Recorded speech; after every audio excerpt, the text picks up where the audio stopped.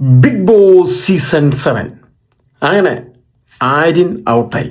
അപ്പോൾ ആര്യൻ ഔട്ടായി കഴിഞ്ഞപ്പോൾ അദ്ദേഹത്തിൻ്റെ ബ്രദറും മദറും എനിക്ക് തോന്നുന്നു ഒത്തിരി സെലിബ്രിറ്റീസും ഇമോഷണലായിട്ട് സംസാരിക്കാൻ കേട്ടു. കാരണം അദ്ദേഹം ഔട്ടാവേണ്ട ഒരു വ്യക്തിയല്ല, അദ്ദേഹം ടോപ്പ് 5 വരേണ്ട ഒരു വ്യക്തിയാണ്.